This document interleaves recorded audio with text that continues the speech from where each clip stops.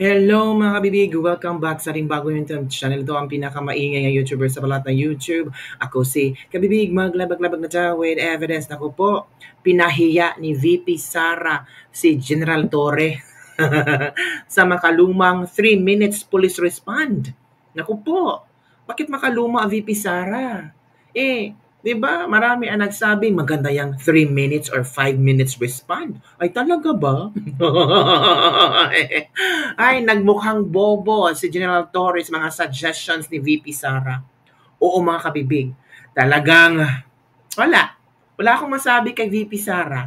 Napaka galing na mamumuno ng isang bansa someday at 2028.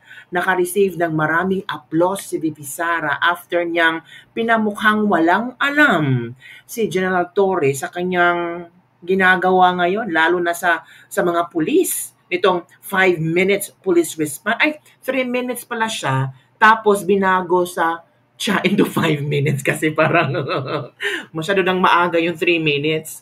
Dapat daw lang 5 minutes, di ba? So, may panonoorin tayong video ngayon mga bibig. Gisang-gisa si General Torre, pati si BBM napahiya. Ito manood tayo sa banat ni VP Sara sa programa ni Torre sa mga kapulisan. Ito ang 5 minutes respond mga kabibig. Sabi dito, by the time you finish watching this video, you're able to gauge how realistic the promised 3-minute policy emergency response by Torre truly is. But it is actually achievable in real-life situations. Here's VP Sara, then Mayor of Davao City, expressing her frustration over the current state of our security forces and sharing her insights on how technology can play a vital role in improving our national security. Diba? Sabi ni Remulla, marami ng mga turista na ayaw pupunta sa Pilipinas dahil hindi safe ang Pilipinas. Maraming mga bansa ang nanawagan sa kanilang mga bakasyonista na huwag munang pupunta sa Pilipinas. Kasi delikado pa ang Pilipinas. Tumataas ang krimen sa Pilipinas. Nako, si Jovic Remulla para yatang pinahayaan niya ang PBBM administration. Naku, ano ba naman yan? So makinig tayo kay VP Sara kung paano niya tinadtad si General Torre. These are all her suggestions. Kung pinamukha ni VP Sara na walang alam si General Torre, bahala na siya mag-interpret. Let's watch this video. Kasi ganito yan.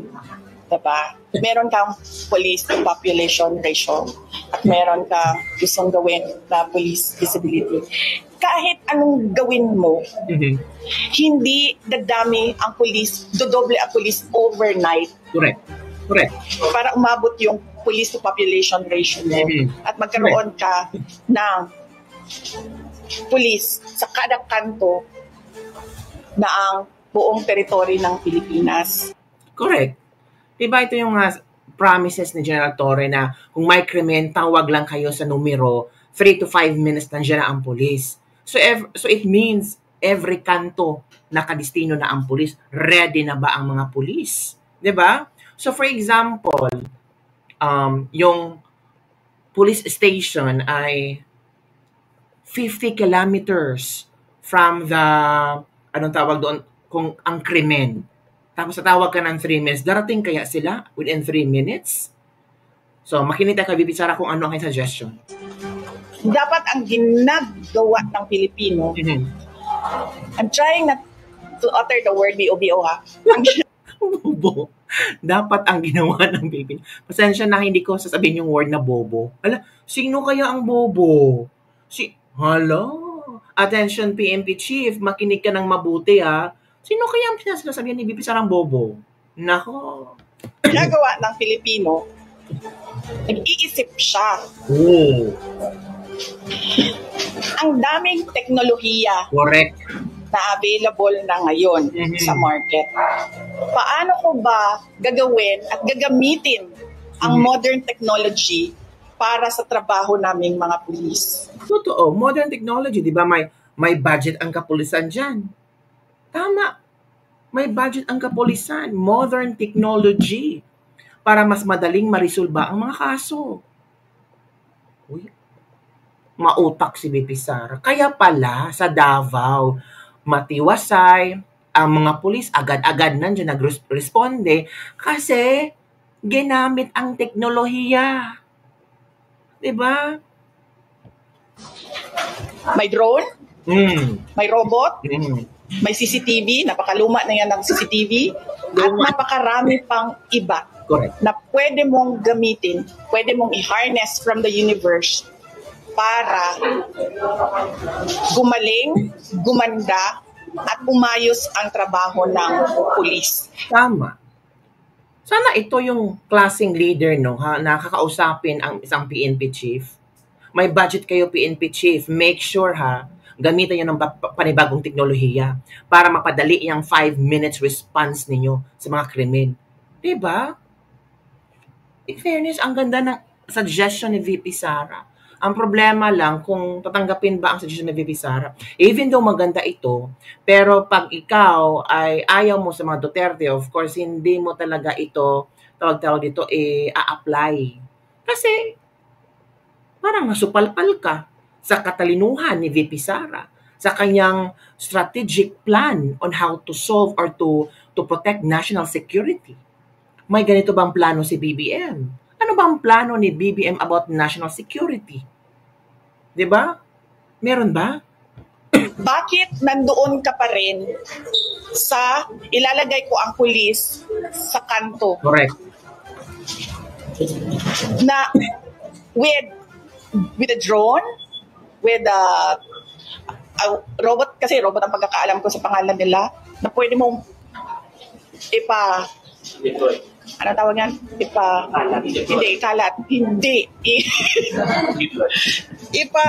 Anong tawag nung pag ang police nagro-ronda? Patrol. Yeah, sorry. Pwede mong patrol, hindi napapagod ang drone. So magpatrolya yung drone 24 hours. Yung CCTV hindi napapagod yan. So yung CCTV mo 24 hours, bakit nandoon ka pa rin sa ilalagay ko ang police na hindi mo nga talaga mahabol yan lahat with your human workforce. So dapat ang iniisip mo how to modernize and leverage the available technology out there to improve the Philippine National Police. Andun pa rin tayo sa 1980s, 1970s na magpatrolya ang mga pulis sa daan. Di ba nga, pwede mo nang hulihin ang tao or pwede mo nang i-charge ang tao or i-fine ang tao based on CCTV footage? Pwede na, di ba? Kasi meron ng contactless apprehension sa traffic. So, dapat ginagamit na rin natin. So, hindi ko alam. Sorry, I'm just really frustrated. Wala. Frustrated si VP Sara. Paano yan, General Torre? Parang hindi tanggap ni VP Sara yung style mo na 5 minutes response. Anong nangyari? Ito naman ang komento ng mga netizen hinggil sa grabe si VP Sara, no? As in, straight to the point, ito yung gusto kong mangyari. Sabi ng isang netizen, my best bet for president in 2028. Same sa Dubai. Ala kang makikita sa pulis, pero pag need, andyan agad at walang barel. True. Needed talaga natin gamitan ng modern technology. I understand radar is very much beyond our reach. CCTV na high grade man lang. Contact lens apprehension, maganda wherein penalties will be sent to their address as a bill. Overspeeding, reckless driving, illegal entry, and the others. Ito pa, she'll be president. She know how to run our country and she's smart. God sends to us soon. We have a blessed country kung siya ang magiging, presidente. Year 2001, I had a chance to train in Japan. I never saw a single policeman. Why? They're watching everywhere via CCTV. Very futuristic. Imagine that. 2001, Japan is living in the future. Sana Philippines too. VP Sara for the win tayo sa 2028.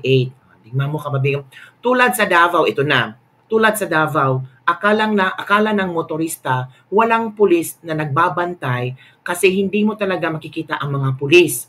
Kaya tinatry nilang mag-overspeeding. Ang resulta, bulaga. Huli sila. Parang Singapore din ang Davao. Kala ko walang pulis kaya nag-jaywalking ako. Hays, wala lang 10 seconds, nahuli tuloy ako. Nadali pa ang boss ko. Tingnan mo. Ito yung mga komento ng mga netizen na naka-experience sa iba't ibang lugar. Hindi lang iba't ibang bansa ha. Specific sa Davao na nararamdaman nila ang security, in the same time, yung proper discipline. Ayaw nila sa technology kasi ayaw nilang mabisto at kukunti ang trabaho nila kuno. Ang talino talaga ni VP Sara, thinking outside the box. Excited kami sa 2028 President Sara. Diba? Tama, dito sa Pilipinas walang improvement. Wala talaga. Totoo yan, yung mga drone, pwede makita ang mga drug user. Nasuggest ko na yan dati, panahon ni Noynoy. Kasi laganap ang drugs noon sa Caloocan. O, tingnan mo. Diba? Pahiya naman si Tory, ganyan dapat mag-isip, dapat advanced at modernized. 5 minutes response, paano mo gawin yun kung hindi naman modernized ang mga gamit ng mga kapulisan? Di ba may budget sila from CG Magno Ganding? Yun ang mga komento ng ating mga netizen, mga kabibig. Talagang iba mag-isip si VP Sara. Futuristic approach na hindi rin mahihirapan ang mga kapulisan, na hindi nagronda, na hindi nagpapatrol, hindi nakabantay every kanto, di ba? Na talagang they're monitoring. Hindi naman ibig sabihin matutulog na ang mga pulis. They're monitoring kung ano ang nangyayari sa ating bansa, sa bawat iskinita. Nakabanta sila 24/7, pero at least man lang using technology. Diba? So yun kabibig. Yun ang suggestion ni VP Sara. I don't know kung makikinggan ito ni General Torre, pero grabe si VP Sara, no? Yung Pilipino na mukhang ayoko to utter the word B-O-B-O. Grabe, no? Paano kaya si VP Sara kung ang presidente na siya na, no? Talaga, no? There will be change. Yung ramdam nating bagong Pilipinas, baka pag-upo ni VP Sara. Diba? Kasi ngayon hindi ko ramdam ang bagong Pilipinas. Parang we're moving backward. Kung nung panahon ni Ninoy, ay talagang naramdaman natin na medyo umaangat ang Pilipinas, konti lang, pero nung malapit na ang end, Noynoy, Ninoy, gulo, hindi ko nga siya kilala. Parang iba na eh. Yung pagpasok ni PRRD dun na, iba ang pagbabago sa Pilipinas. Sayang lang nagka-pandemic. Kung sana walang pandemic noon, baka iba na ang Pilipinas ngayon. Baka marami na ang matataba. Bakit? Kasi yung mga matataba noon sa panahon ni Digong, yun ang natakot. Ayaw na mag singhot-singhot. Pero ngayon, bumalik sa bisyo, pumayat ulit. Yun kabibig. So, I don't know kung paano ito re-replyan ni General Torre, itong suggestions ni VP Sara, na parang napahiya siya dito. Diba? So yun ang kabibig ang ating latest Libag for the day. Don't forget to like, subscribe, and share this video. Bye everyone. See you next time.